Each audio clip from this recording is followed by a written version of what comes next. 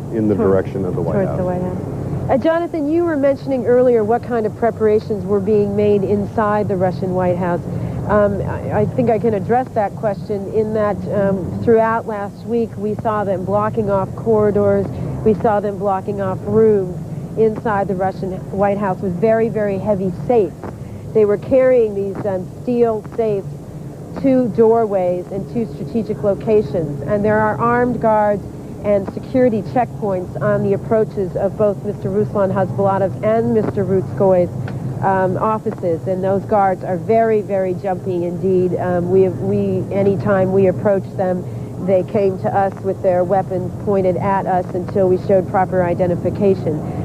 That was also, and they are also used to working in the dark. They have made preparations for working in the dark. They have flashlights. They know that building very, very well. It's a very difficult building to maneuver in. There are, if you know anything about Russian architecture, especially Soviet-era architecture, you will know how bad it can be, and this building is one of the worst designed buildings in Moscow, because in order to get from area to area, you literally have to go up and down multitudes of steps. You have to go down corridors to a new set of steps, then up, then down, then around, and it's very confusing indeed, and it will be very difficult to stage an assault on. Yeah, Jonathan and Professor Papp, hello Dan, this is Steve Hurst. Hey Steve. We have been told that they have set up crossfire areas at the end of each corridor where there are stairways and elevator shafts.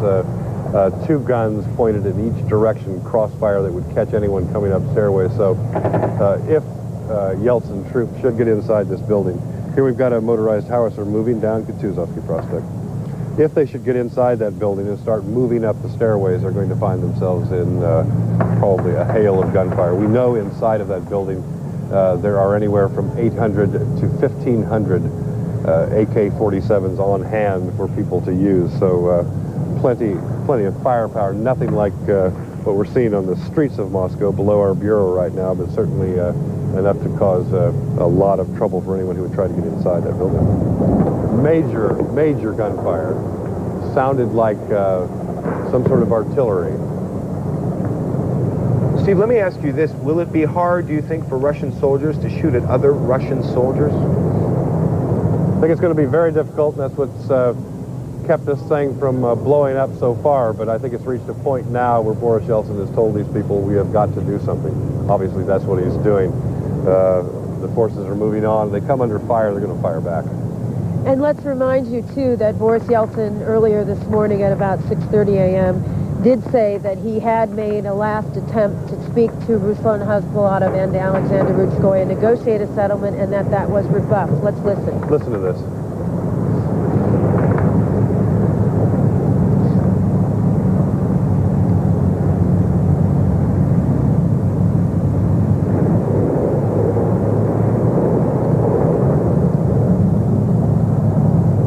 Can we have a look at Bruce Conover's picture from the back of the Russian White House? You can see what's happening there. The gunfire seems to all be coming from that area.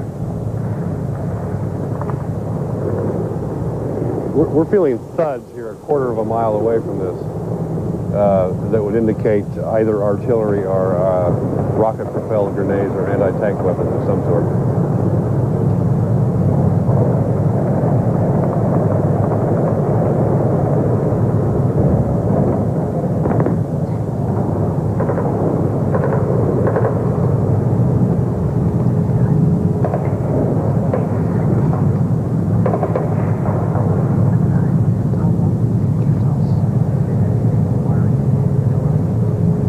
We are told from our camera position behind the Russian White House that these APCs had somehow opened fire on the building. Can you tell from your vantage point whether now the building is completely surrounded? It's indeed completely surrounded, but we have not a whole lot. You can hear that, can't you? The building is encircled by armor.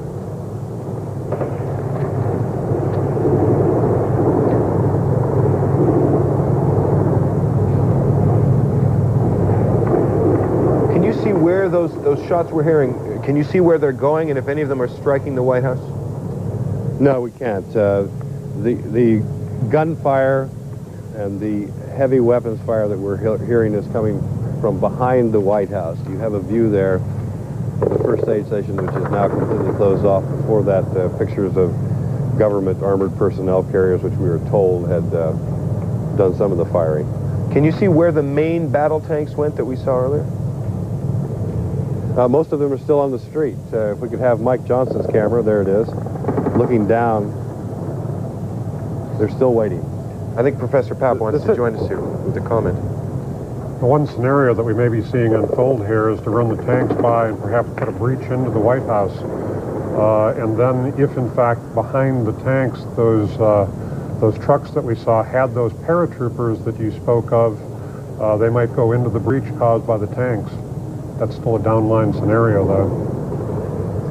Could well be. What we've got, the situation right now is that the White House itself is completely encircled by armored personnel carriers. The majority of the heavy tanks are still sitting below our bureau here on Kutuzovsky Prospect, not moving. There is an armored personnel carrier out in front of them, which is apparently a communications vehicle. Smoke continues to billow from fires. We don't know if they're set by the defenders of the White House or if it's some sort of fire that has hit a truck. The Russian flag barely flapping. Now behind those glass windows is the hallway that we've often shown you. That's right outside of the Congress Hall itself, where the Congress of People's Deputies usually meet.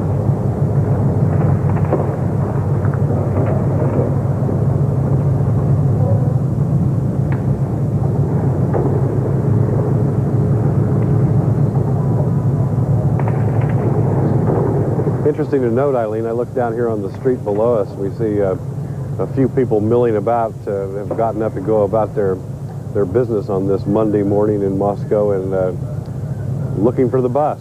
Where's the bus? A couple of women I can see carrying what is called a perhaps bag in this country, a bag that you always carry just perhaps because you might find something you want to buy. You'll probably not be going far from home today.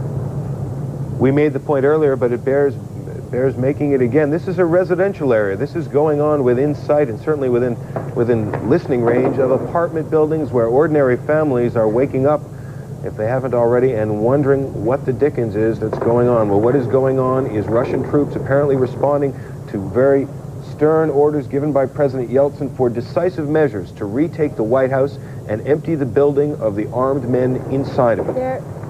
There you can see a Marine standing ready at the roof of the American Embassy. The U.S. Marines have been on alert throughout this crisis. That is the residential section of the U.S. Embassy, those red brick buildings. Now this firefight is happening literally within a couple hundred yards of that area. Those armored personnel carriers that you saw before approaching and going across, you can see into the right of your screen on that football field. That football field is where the Marines usually play football every Sunday. We tried during the week to cross that field to get into the White House.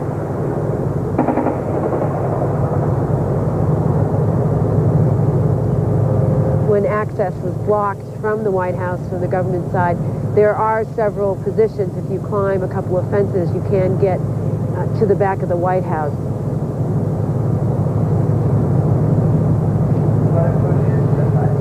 It doesn't look like there's going to be much traffic into the White House today, Eileen, if it's not inside of one of those steel boxes on wheels.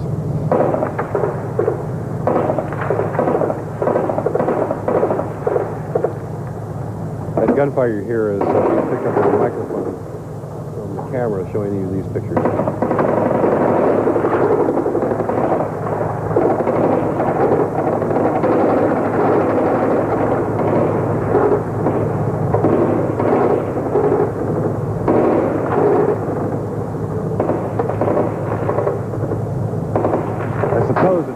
Jonathan and Professor Papp down, that we're probably waiting for the next stage to come along in this move against the Russian White House. At this point, are any of the vehicles that you can see, Steve, from your vantage point, are they moving? Are they advancing on the building? Are there more vehicles coming down Kutuzovsky Prospect? The tank column on Kutuzovsky Prospect is stopped, dead. They seem to be loading something onto the tanks. Those are ammunition boxes they're putting on the back of the tanks right now, which you can see in Mike Johnson's picture. But so far, no, there has not been any more advance. We saw, as you reported, some perhaps 8 or 9 or 10 armored vehicles move in behind the White House, which drew all of this fire and the ensuing, we assume, exchange of fire. A number of armored personnel carriers moving along the river road from the left front of the White House, and they're now parked in front of the White House, although we don't see much activity on the front side. This column of tanks that has come from the west edge of Moscow is now still at a home about 2 blocks west of our vantage point at the CNN Bureau. We are between them and the White House. Very little movement at this point. A lot of gunfire, but very little movement of this armor.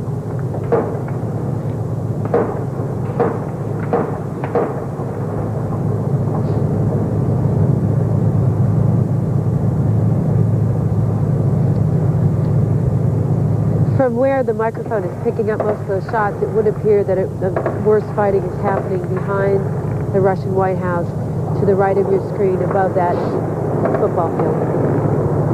Steve or Eileen, I'm not sure that either of you can do this for us, but find someone who's close to a television set. Tell us what the Russian people are seeing this morning and whether they're getting the same sights we are, the Russian parliament, the seat of authority for the legislative branch of government under attack. Well, unless this is live on Russian TV, which we don't think it is right now, and unless you're one of the unfortunate Russians who are living close enough to this to watch it, probably not many people know about this. I don't know how far that gunfire would carry, probably a few miles, but certainly Muscovites in general wouldn't know about this. Another pretty good exchange of fire going on from the northwest corner behind the White House. As Eileen pointed out,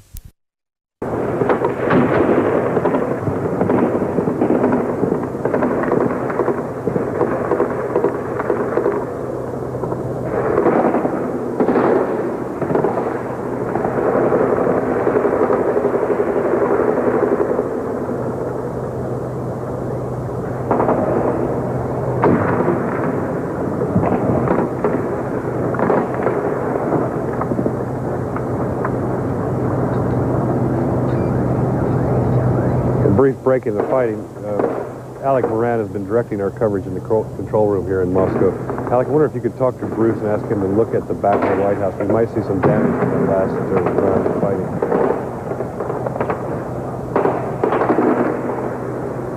As you can see, the armored personnel carriers are moving in that field. That's where they're moving up. Eileen, we're losing your voice to the sound of the very, very heavy fire now in the streets of Moscow. While we're listening to that, there's also something I'd like you to listen to. I'm monitoring the dispatches from the various news agencies. The French news agency, AFP, is reporting and quoting the Interfax news agency, Russia's own news agency. Russian Prime Minister Viktor Chernomyrdin, it says, issued a final warning Monday to the defenders of the parliament, calling on them to surrender their weapons immediately. This, once again, according to the Interfax news agency. Chernomyrdin is quoted as saying that the government decided to give a final chance to those inside the White House. They must surrender their weapons immediately. The words of the Russian Prime Minister Viktor Chernomyrdin to the last holdouts still inside the Russian Parliament building as it comes under the assault by troops loyal to President Boris Yeltsin. Well, in his statements asking to negotiate, Mr. Yeltsin had, in fact, again asked that they lay down their arms. In this camera, this is Paul Dietrich's camera, we did see an explosion. The camera's on such long lenses being rocked by some of those explosions. The thuds, very heavy artillery. I'd like to bring in Professor Papp now. He has a thought he'd like to share with us about what we're watching. Some of that extended bursts of fire that we heard may have been suppression fire from government forces trying to keep the snipers down on the roof, if in fact that was fire coming from the government forces. I would say that that was when some of the heavy artillery that we heard, there was some fire coming from the White House. That's a shot of the windows of the White House. As you can see, they had put blinds and newspapers on some of the windows to hide their vantage points. Particularly in Mr. Hasblata's and Mr. Rutskoy's offices, there were in fact some coverings on the windows to try to hide those places. Mr. Rutskoy last night put a curfew on the White House, as we reported earlier, so that there would be no movement inside the White House. That was because I'm sure that they felt that any movement it would make them even more antsy. And as we went through those darkened hallways, it's very, very difficult. We often, as we were staying overnight, we often would come upon soldiers, defenders of the White House, and they would say, stop, halt, and then we would show our identification, and then they would say, proceed, and it would just be a voice from a darkened hall and a light on our identification. It's very eerie indeed inside those halls at night, especially when these men thought they would be under attack. Eileen, I don't know if you're seeing the pictures we're seeing, but there's a group of men there remarkably close to the action. I don't know if they're curious or if they are participants, but they seem to be getting closer all the time. It looks to me, Jonathan, as if those are maybe journalists. There are a couple of camera bags visible there. It looks like some journalists moving in. We saw a flash. Some of them have Incredible sounds in the center of Moscow. Listen.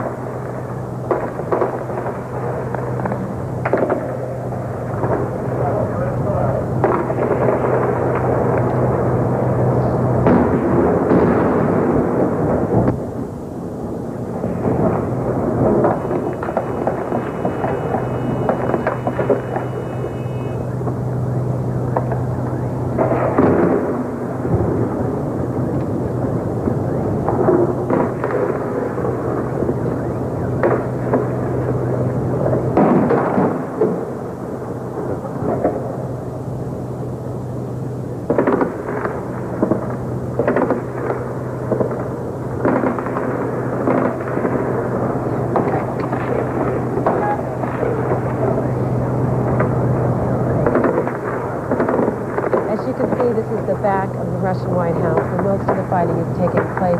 It would be off to the right of your screen.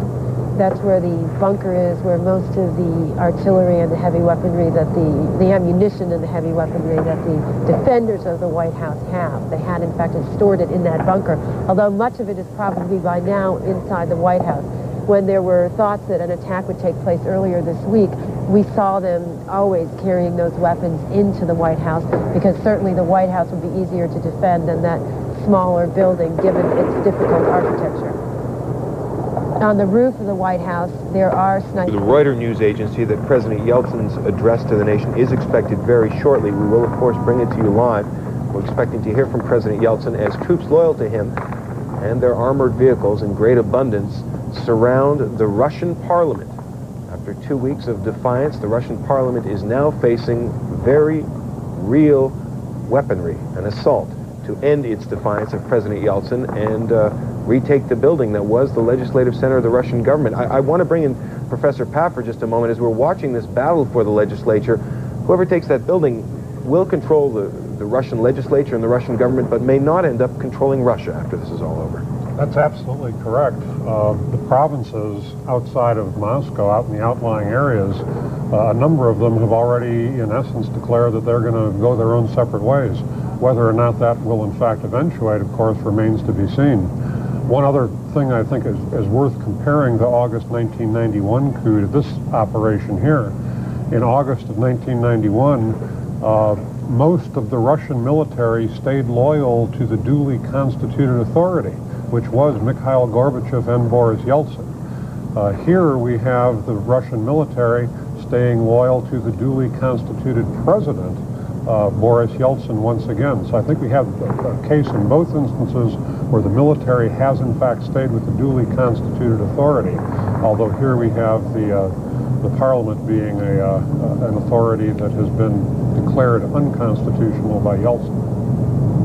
But the people inside the Russian White House, I'd like to point out, they say that they are on the side of the Constitution. They constantly say, we're the ones who are in the legislature, we're the ones who are on the side of the Constitution. And that's where a lot of difficulty would also lie, though, because they say they are the defenders of the Constitution. It might otherwise be a scholarly academic constitutional debate. It is being played out, though, as a conflict, a street battle in the streets of Moscow. If you're just joining us, this is live. The battle for the Russian parliament, forces loyal to President Boris Yeltsin, surrounding and preparing, it would seem, for an assault on renegade lawmakers barricaded inside the Russian legislature. The Constitutional Court was said to be going to meet this morning at 10 a.m. The Constitutional Court, led by a person who was against Boris Yeltsin, had earlier in this drama, about 10 days ago, declared what Mr. Yeltsin did unconstitutional. But then the Constitutional Court did, in fact, back away from that declaration and said that they would consider it again. Here you see armored personnel carriers outside in the front of the Russian White House building. Yeah, with a red Soviet flag with a hammer and a sickle flapping above them, clearly showing the loyalties of the people inside the Russian White House. Many of them, including now ousted Vice President Alexander Rutskoy, have been calling loudly and longly for a reestablishment of the Soviet Union. It's also one of the things they've been talking about constantly is power to the Soviets, and what that means is power to the local authorities and the regional authorities. As Dr. Papp pointed out, that therein lies a real problem for Boris Yeltsin. Some of those regional authorities have said that they will declare independence from Russia, and that would mean the breakup of the Russian Empire. We are led to expect sometime in the near future an airborne assault on the Russian parliament. We are also now told that Russian President Boris Yeltsin will be addressing his country on television at the top of the hour.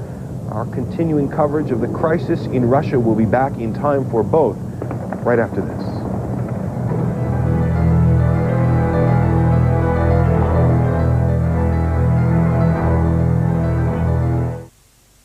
A puzzle.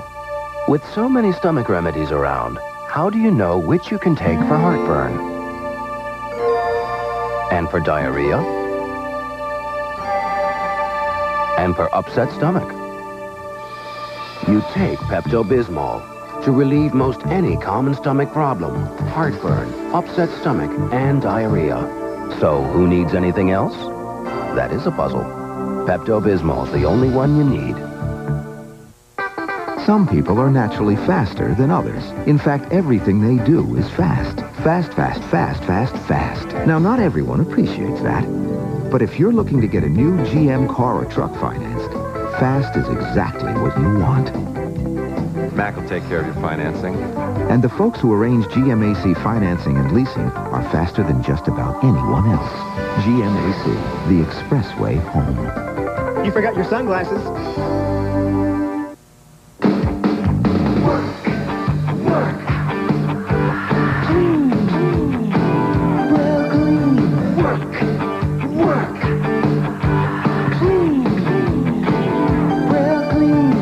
That works. There's no cleaner clean than Prel, because nothing rinses cleaner than Prel shampoo and Prel conditioner. Work. Clean. There's no cleaner clean. Prel clean. The versatile Ricoh touchscreen copier. For those impressed by its remarkable brain, consider the body. Precision engineered for heavy duty and high volume. Ricoh's obsession with reliability and performance in a whole new class of machine. And the quality we put into it, you can get out of it right now. Because Ricoh's touchscreen copiers are not only more productive, they're also more affordable. The name to know, Ricoh.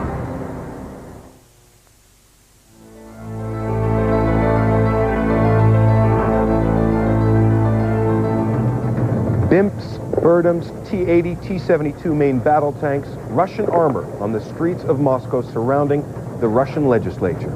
Our extensive coverage of the crisis in Russia continues now with the assault on the Moscow White House, the renegade legislature that is held out against President Boris Yeltsin's decrees dissolving it and against his desire to simply disband and end the crisis in the country.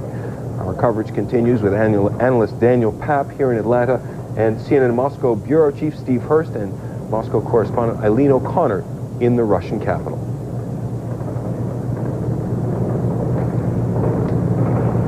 Gunfire continues, Jonathan.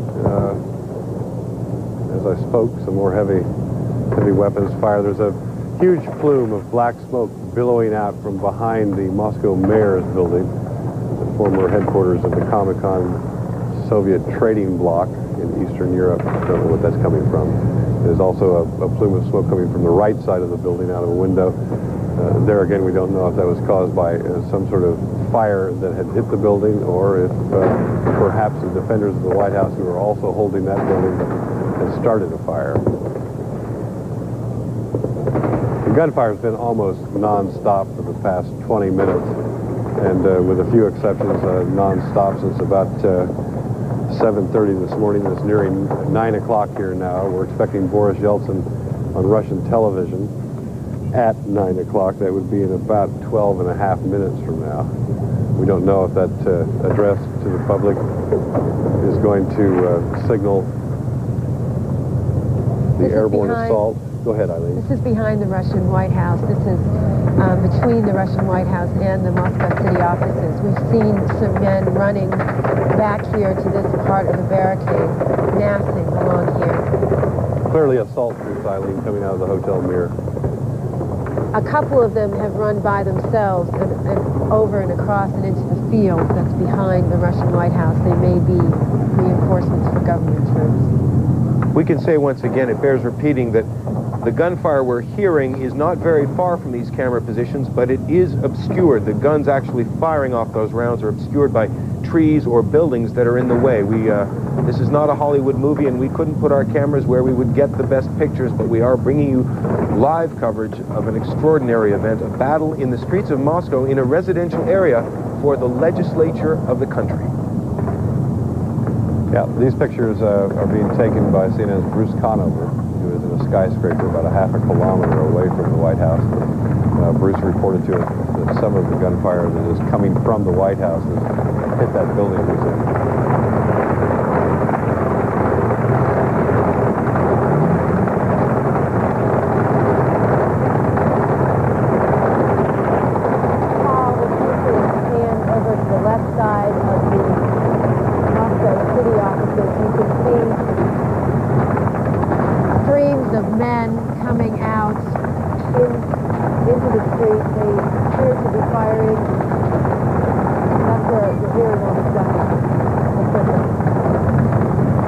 Eileen, I'm just curious about something. Can these pictures, the pictures that we're putting out, be seen inside the Parliament building, do you know?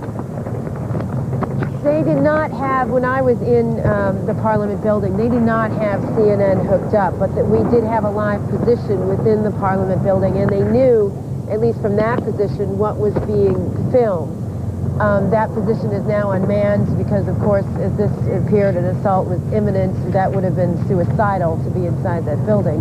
Because also, they wanted their messages to be broadcast. They wanted their to be broadcast live. They kept asking us constantly, did this go out live, unedited? As you can see in the smoke, you can see shadows moving in the smoke. Those are men. They appear to be coming from inside the Moscow city offices. Now, anti-Yeltsin demonstrators had, in fact, defenders of the White House had, in fact, taken that building yesterday. But those could be still assault troops from the government side as well. Difficult to tell from here. Looks to me very much like, Eileen, like as if those are Rutskoy's men trying to get from the mayor's office back into the White House. I don't think that we would have Yeltsin forces out of uniform. That heavy handgun, small gunfire, our automatic weaponry the sounds of that would indicate that those were Rutskoy's men as well, because it seemed that that barrage of gunfire came as they were running out as cover for them as they ran into the Russian White House. Now you can see, this would be from behind the building, and you can see one man running towards, they will probably run one by one towards the Russian White House. But they have to cross a street which is now covered as well by government forces. So it'd be very difficult for them. You can see the government forces shooting at those men. Rutskoy's men would be on the balcony overlooking this position, as you can see, of government forces. Let's listen.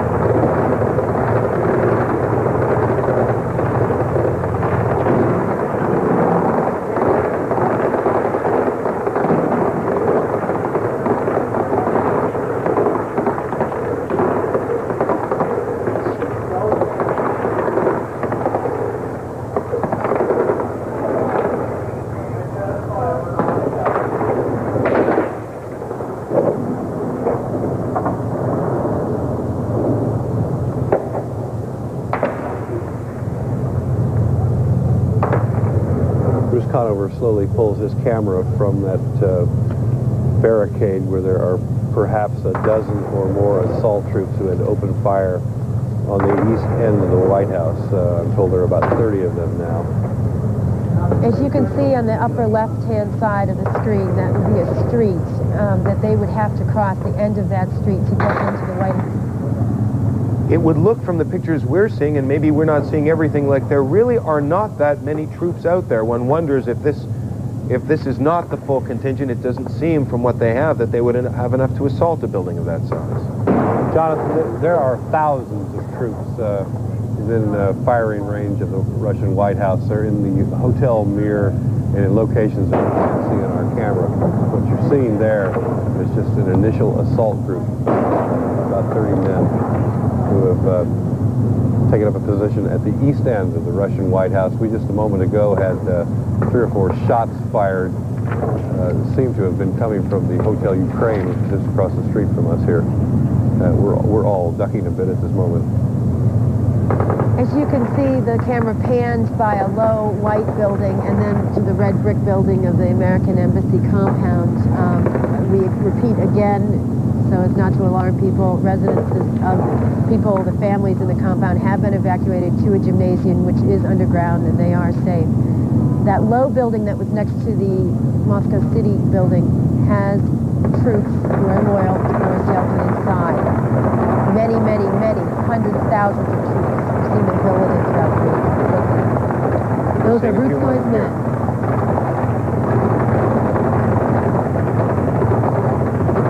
These are assault troops, Eileen. Yeah, Yeltsin's people, broken out of that barricade position, are now at the edge of the lawn around the White House. For viewers just joining us, you are watching the battle for the Russian parliament. Troops loyal to President Boris Yeltsin, it would appear, beginning their assault on lawmakers barricaded inside the White House. The lawmakers refusing to give up their weapons despite several pleas by President Yeltsin and others. The conflict over constitutional power in Russia being decided in the streets by force of arms.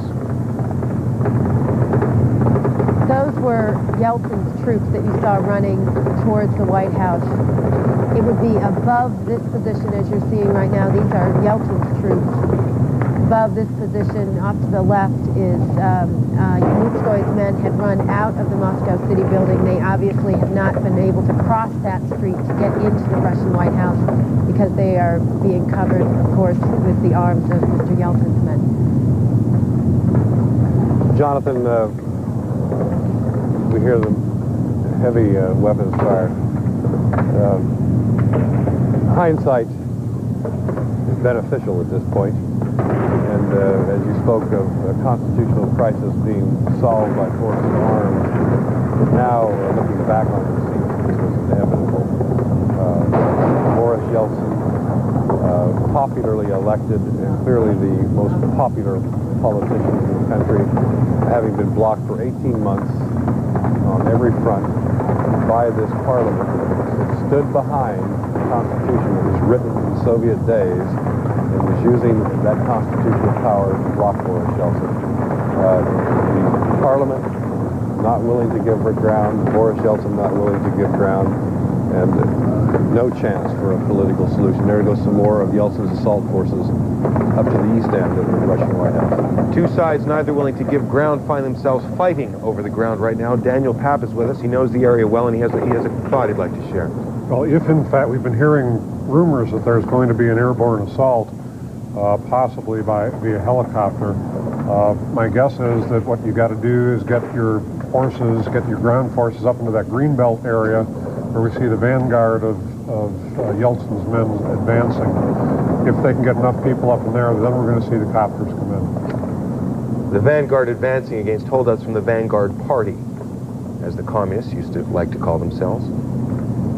Jonathan, I would remind our viewers we're about 3.5 minutes away from the top of the hour. It will be 9 o'clock in Moscow when we're expecting Boris Yeltsin's address to the nation to be played on Russian television. At the upper end of the street, you could see men with some riot shields. Those men could very well be Rutskoy's men. They had, in fact, stolen riot shields from buses as they overran riot police yesterday on the way into the Russian White House.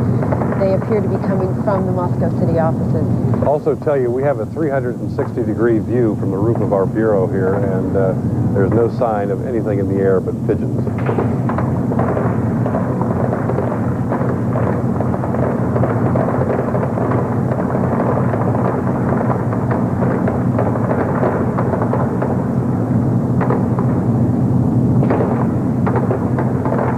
We'll also remind you, any assault on this White House will be very bloody because the men inside the White House have vowed to fight to their last bullet, as Alexander Rutskoy put it. Also, it is a maze of corridors and stairwells, and they have taken up shooting positions along every one of them so that they could cross fire. They're hiding behind steel safes and various pieces of furniture. They had piled them up and barricaded themselves into key strategic points within this building. President Boris Yeltsin has ordered this assault. We are expecting it to be continued with an airborne assault. We are also expecting, in a matter of minutes, President Yeltsin will be speaking to Russia on national television. Our coverage of this crisis will continue with the president's own words when we come back.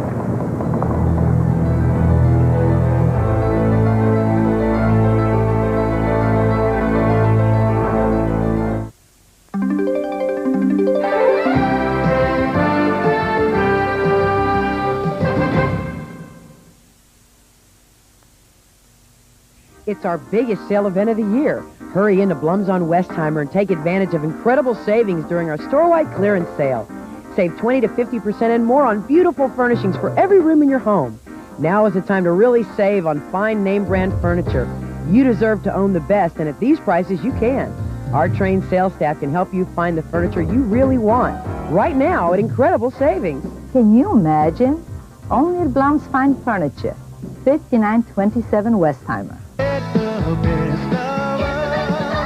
Get the best of my high Ford. What you want from a dealer is what's best for you. The best price and service, the best selection too. Cause it's in your best interest to get the best that you can find. You can get the best of us every day and every time. Get the best of us. Cause the best that you can get is the best of my high Ford.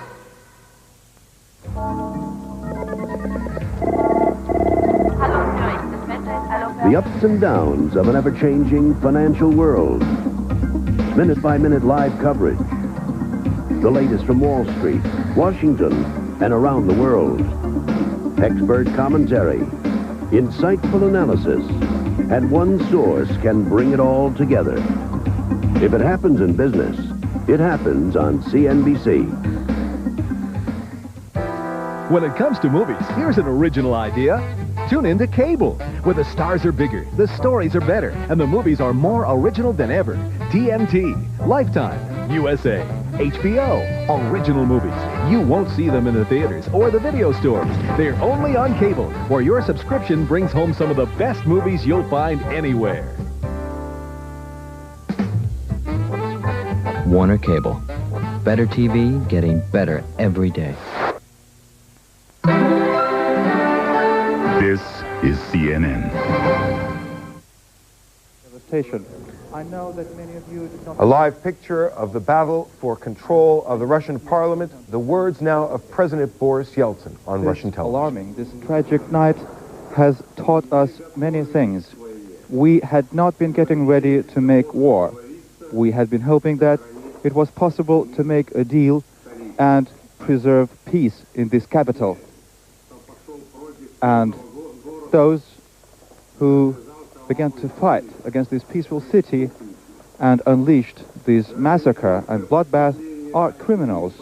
But this is not just a crime committed by individual gangsters or bandits. Everything that has happened and is still happening in Moscow is a pre-planned armed coup d'etat, which was organized by communist revenge seekers, fascist ringleaders, a number of the former deputies and representatives of the councils of people's deputies. Under the disguise of negotiations, they were collecting their forces. They had been recruiting people in their detachments from among criminals. It was just a group of political intriguers, and with arms in hand, they've tried to impose their will on the rest of this country. The means which they were planning to use to rule this country have been shown for the whole world to see. These are cynical lies and briberies. These are stones, these are sharpened rods, submachine guns and machine guns. Those who are wielding the red banners in the streets of Moscow have once again stained Russia in blood. They were hoping that they would manage a surprise attack. They were hoping that their impunity and their unprecedented cruelty would take everyone by surprise. They were hoping that the servicemen would stand aside and would be looking on as the defenseless Muscovites were being dealt short shrift with, and how a bloody dictatorship is being installed in this country. They were hoping that the citizens of Russia would believe in their lies. They were hoping that their victory would come soon. Now they have miscalculated, and the people will damn the criminals.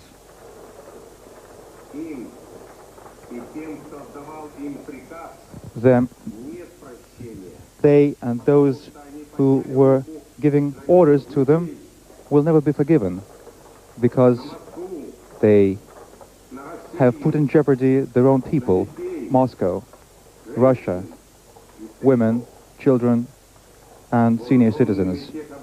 This armed rebellion is doomed to restore peace, law and order, and calm troops are being pulled in Moscow. Their objective is to liberate the premises that have been seized by the criminal elements, to disarm the illegal armed formations and neutralize them. I'm asking you, distinguished Muscovites, to give your moral support to the Russian officers and soldiers. They are members of our army and the police. Their only objective as of today is to give protection to our children, to our fathers and mothers, to stop and neutralize the murderers and gangsters. Moscow, Russia as well are expecting you to be courageous and resolved.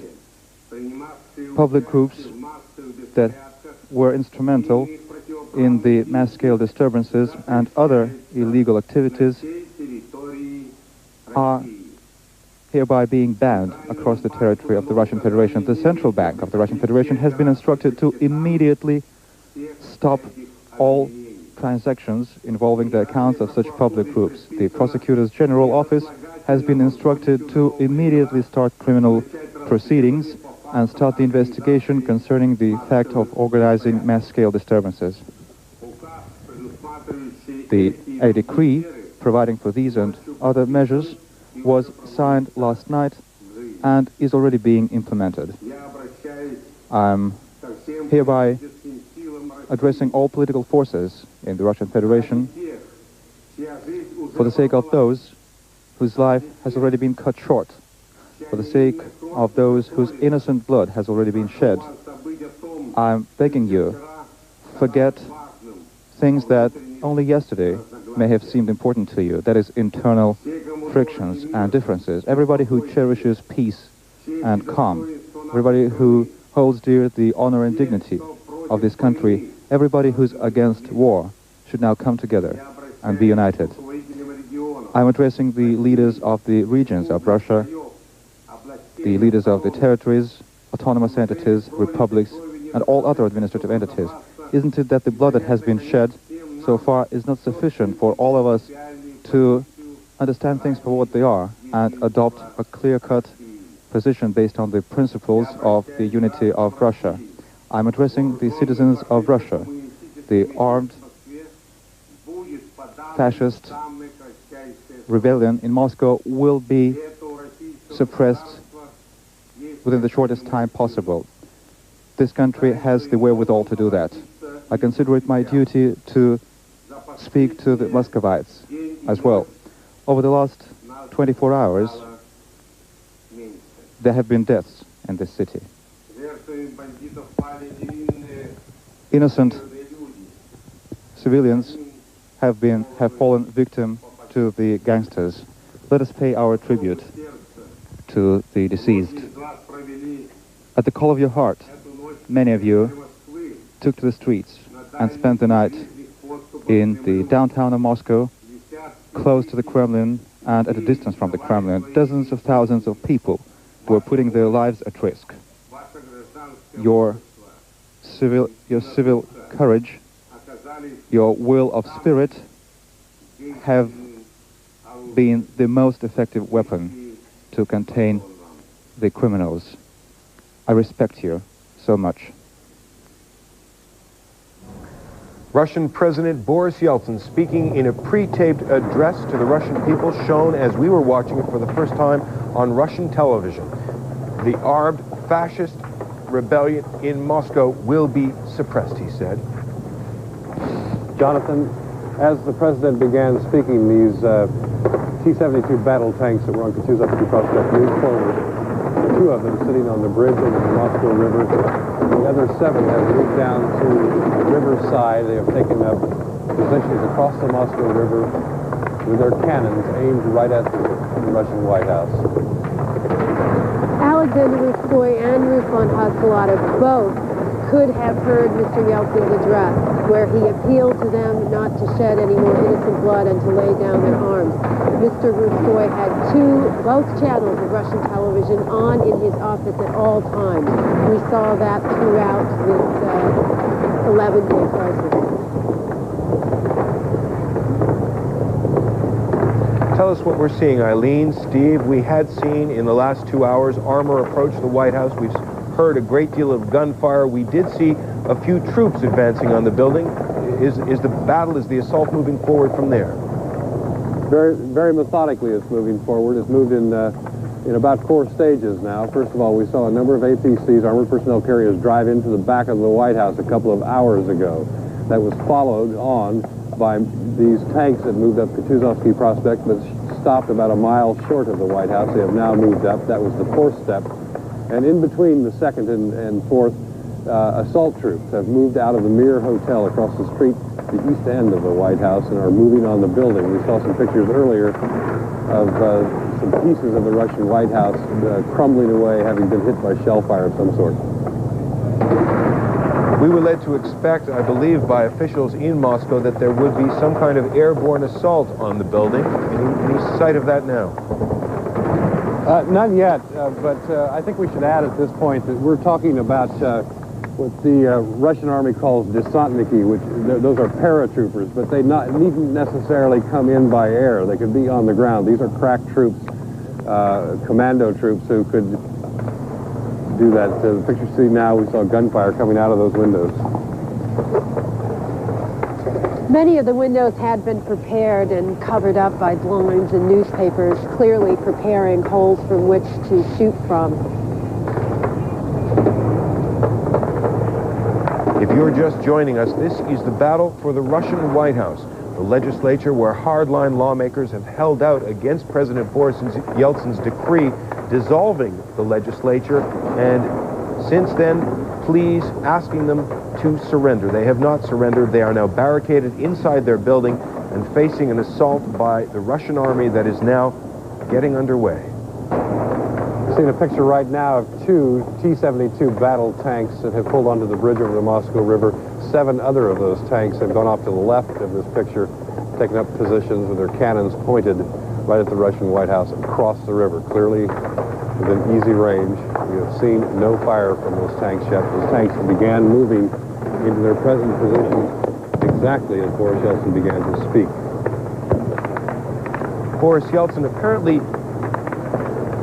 apologetic, it would seem, about his earlier statements that there would be no bloodshed in this dispute. He told Russians, "We had not been getting ready to make war. We had tried to preserve the peace in this capital." As we are seeing in this live picture from Moscow, there is no peace in the capital right now. In the heart of a residential area, the legislature is under a very fierce attack. It's a city of 9 million people. Most of them, of course, are very far away from the action that's unfolding now, but this is a historic and very significant place in that city. It is the seat of the legislature now being attacked by Russian troops. And lest anyone doubt that this is a full-fledged attack on the White House, Jonathan, there are dozens of armored vehicles ranged around the White House. And going back to your statement about Boris Yeltsin sounding apologetic, he has spent now 14 days having not shot from his side in anger. Okay, we can see men going into the Russian White House now. Apparently assault troops. Pictures are brought to you. Now again, what they find inside will be heavily fortified corridors and rooms.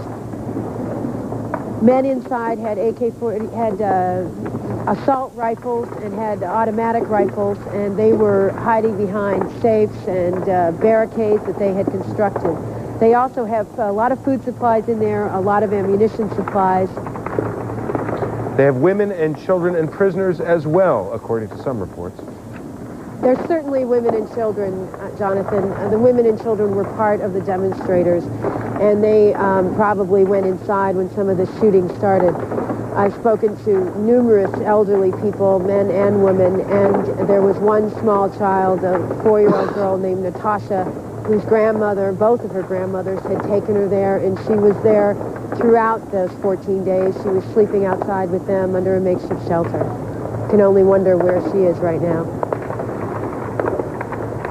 Picture of a T-72 battle tank with its cannon and machine gun, both pointed towards the White House. We haven't seen it fire yet. From all of this gunfire, I'm wondering why we aren't seeing more damage to the building. Well, we did, in fact, see some damage to the building when it was heavily hit. A lot of this gunfire, as we've said, is going on around this bunker, which is behind the Russian White House and covered and obscured by trees. It's a lower building, and so therefore, in the earlier assault, certainly that was what was being hit.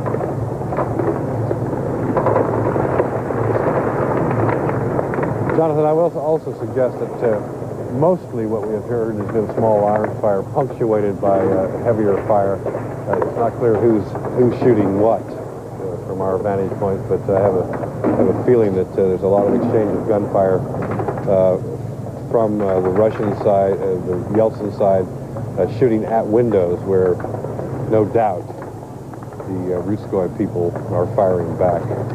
I suppose we should be looking for smoke or gas to emerge from those windows. That seems to me something they might want to do at this point. President Boris Yeltsin flushed the hardliners out. Dozens of people were reported killed. The United States is sending more troops to Somalia following the deaths of 12 U.S. soldiers and a Malaysian peacekeeper in Mogadishu. Somalis danced among the wreckage of the city. Former Parliament Chairman Ruslan Khavsbulatov and the former Vice President Alexander Rutskoy surrendered following the 10-hour attack on the Russian White House that reportedly killed dozens of people. CNN's Christiane Amanpour is in Moscow and joins us with the latest. Good morning, Christiane. Good morning to you, Susan. Indeed, the violent showdown is now all but over, but the shooting has not completely stopped. We've heard reports tonight of a gun battle outside the Itar TASS news agency. Itar TASS reports that one person was killed in that battle. We've also heard from the Interior Ministry that some 200 rebels that were inside the White House, inside the Parliament building, may have fled with their weapons and are holed up somewhere in the center of Moscow. We've heard quite a lot of sporadic firing and shooting despite the 11 p.m. to 5 a.m. curfew. We're told that those troops may be holed up, as I say, firing, trying to flee out of the city and into the hinterlands. The death toll from today's violence is not yet known. It could go higher than expected.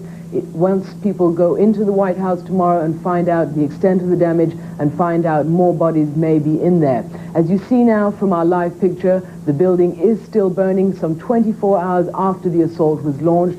Flames are spreading, the fire is spreading in all directions. We get more now on the details of this extraordinary day from CNN's Walter Rogers.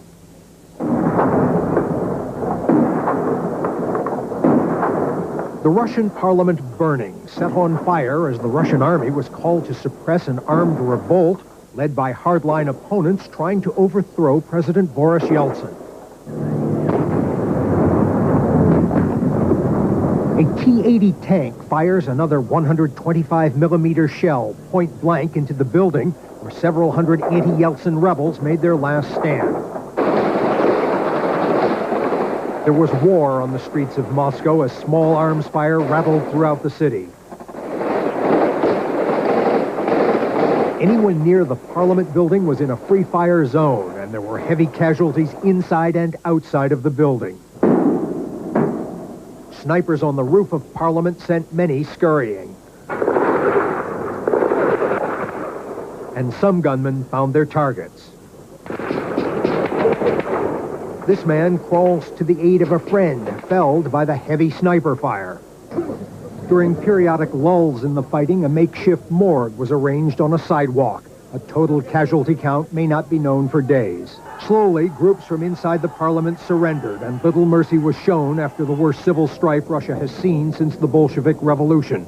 Police who went over to the rebels when they believed the tide was shifting against President Yeltsin were treated with contempt. In his address to the nation, Russia's president vowed to crush those like Vice President Alexander Rutskoy, who he holds responsible for the revolt. They and those who were giving orders to them will never be forgiven because they have put in jeopardy their own people, Moscow, Russia. Yeltsin was clearly talking about the hardline leader of the rebels, former Vice President Rutskoy, who Sunday called on a mob to storm the television center at Ostankino. Sunday night, that anti-Yeltsin mob, including communists, Russian nationalists, and discontents, stormed the TV center, provoking a ferocious battle that claimed at least 20 lives before the TV building was safely back in government hands. The loyalty of the Russian army, and specifically Defense Minister Pavel Grachev, has been Mr. Yeltsin's trump card throughout this crisis. Without army support, this country could have been sunk into another horrible civil war. 24 hours after their call to revolution, Russia's hardliners carrying a white flag emerged from the parliament they earlier vowed to defend to the last shot.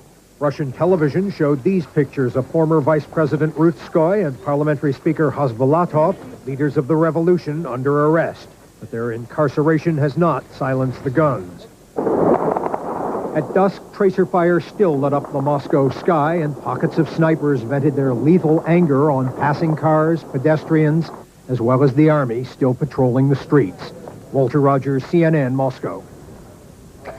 Christian, we just heard Boris Yeltsin saying that Rutskoy and Hasbulatov will never be forgiven, but the question is, will they be prosecuted?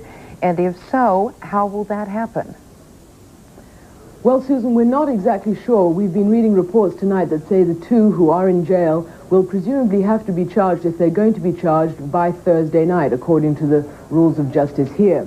We heard a report tonight, an aide of President Yeltsin was talking to a Russian press saying that Russia is a great, kind, and gentle country and forgives most sins, but not the sin of treason. Does that mean these two hardliners will be charged with treason? We don't know that yet. We'll have to wait and see. Now, the two hardliners were holed up, as you know, for many days, 13 days, inside the White House, inside the parliamentary building. On their last day, they stared defeat in the face. They were frantic. CNN's Claire Shipman reports on their last hours in the White House. From the outside, the shocking and now familiar sight of Moscow on fire.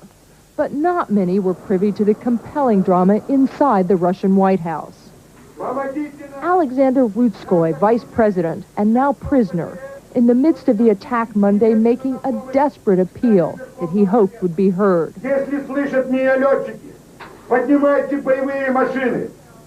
Help us, he cried. We have wounded women and children. They can't get out. I'm calling on all military men, pilots. Come to the White House. We're being killed. Parliament Chairman Ruslan Khasbolatov reacted in the opposite way, seeming to be in a different world. This amateur video, unsteady, perhaps as the nerves of the cameraman, shows eerie, dark hallways, with most hunkered down away from the gunfire, looking for places to hide.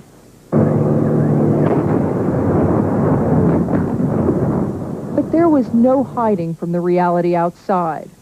It's not clear how many of those inside ended up heaped outside of the White House later. Estimates range from 20 to hundreds dead. The special government forces that moved in were told only to fire if fired upon. But the group of Parliament defenders had grown more determined as conditions had worsened in recent days. Rutskoy and his men had promised they would fight. They kept their word. This doctor vents his anger and sorrow at some of the captured Parliament guards, blaming them, not Yeltsin, as the instigators of the rampant violence that cost so much life. This medic says he saw dozens of women come out of the White House, and children too, but none of them hurt. Of course, that help from Rutskoy's fighter pilot buddies never came, and Ruslan Khasbolatov and Alexander Rutskoy, according to government sources, have been taken, perhaps meaningfully, to Lefortovo prison, the political prison of choice in the days of Joseph Stalin. Claire Shipman, CNN, Moscow. You're looking right now again at a live picture of the scene outside the Russian White House. To the left of your screen in the background, the illuminated building is the White House, still burning. In the foreground, you have the road and the bridge leading in front of the White House, and to it, perhaps there in the distance, you can just pick out 4 tanks that are blocking this side of the bridge, blocking all traffic and certainly all people from going anywhere near there. Now, the curfew has just been lifted. It was lifted 10 minutes ago. So far, the streets outside in this vicinity are quiet. We'll just have to wait to see how this day progresses. As that fire burns, President Yeltsin has been reeling in more support. We've heard that he's gotten a lot of support from the regions who back Monday's move, Monday's crackdown against the hardliners in the White House. And indeed, when we were out on the streets just before the 11 p.m. curfew, we saw many bands, dozens of pro-Yeltsin supporters in the streets, forming their own little brigades, supporting him, chanting his name, and cheering his troops as they came and went.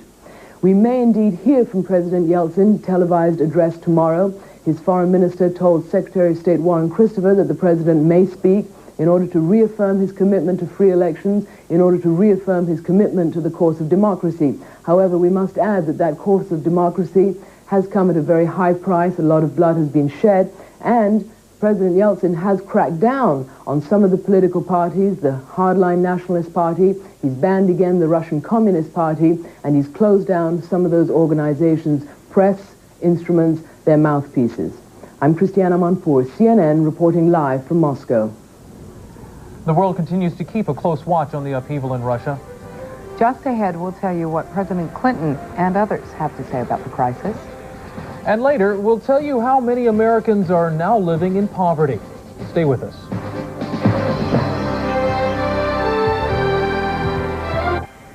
Russian President Boris Yeltsin continues to have the support of the Clinton administration as long as Mr. Yeltsin keeps his country on the road to democracy. President Clinton says he is following the crisis in Russia closely while he continues his 3-day swing through California.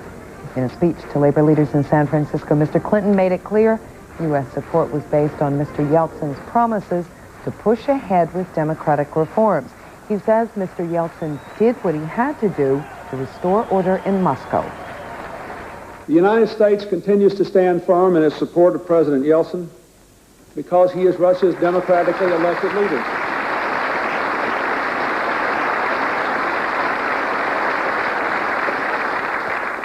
We very much regret the loss of life in Moscow, but it is clear that the opposition forces started the conflict and that President Yeltsin had no other alternative than to try to restore order.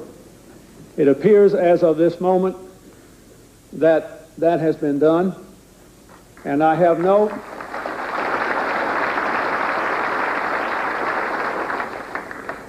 as of this moment, absolutely no reason to doubt the personal commitment that Boris Yeltsin made to let the Russian people decide their own future. Secretary of State Warren Christopher echoes Mr. Clinton, saying U.S. support for the Russian leader depends on his path toward democracy. Christopher says he has spoken with Russia's foreign minister, who gave some indication as to what Mr. Yeltsin's next move might be. He indicated that Yeltsin would probably be making a speech tomorrow in which he would reaffirm his intention that there be elections, that they be open and free elections, in I think the 11th and 12th of December, and also indicate the intention to have a presidential election later on. In short, to give reassurance that he was still on a democratic course. A U.S. State Department spokesman says Christopher will visit Russia later this month to promote stability and continuity in U.S.-Russian relations. Still ahead on world news, the World Trade Center bombing trial gets underway in New York.